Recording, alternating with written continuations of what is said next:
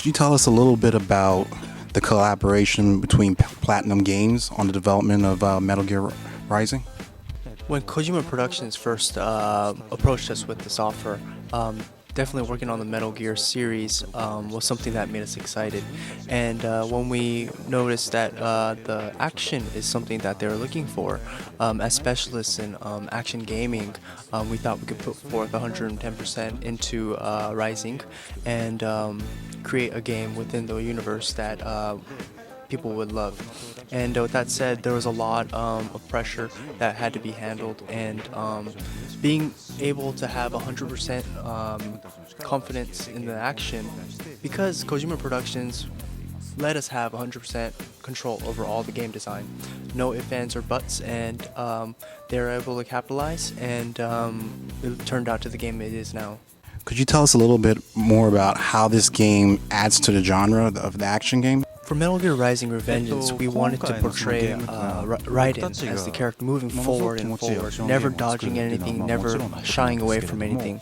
And in order for that to make happen, we had three pillars of game design that we wanted to make happen. First, Blade Mode, Ninja Run, and of course, Zandatsu, and all these things in pairing. And with that said, everything is in there to make things move forward. And within that, something that carries over and moves past is the action genre is Blade Mode. Now Blade Mode, as you've seen in the game, gives the players a lot of freedom and something that is not pushed upon them to do. They have all the freedom to cut what they want at any angle, at any time. So that's something that we give to the players that isn't in any other action genre games, and is something new, and we feel that it will add something to the new genre is now available.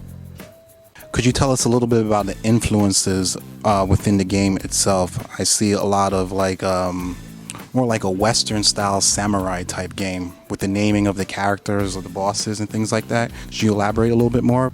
There isn't specifically a reference that we used for the bosses or just the world in general. When it comes to samurai or the cyborg ninja portion, or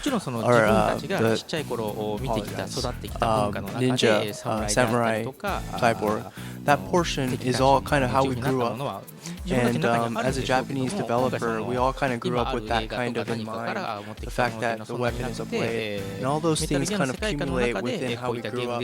So that kind of is a way that isn't a reference that we use, but naturally is within our culture and how we grew up.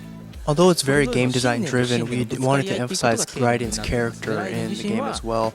Now, we wanted to show the players what Raiden was feeling in each battle, and that's the part where you can feel the lust, and all that. Well, all over, we wanted to show that there's a battle of wills, whether it be Raiden's will to protect the weak, or all the bosses that surround him, and they all have wills, and why they became the reasons that they became bosses and cyborgs and fighting against Raiden. So in the end, we wanted to accumulate all these ideas and ideologies, wills, and show this to the players and have them decide what is the best ideology.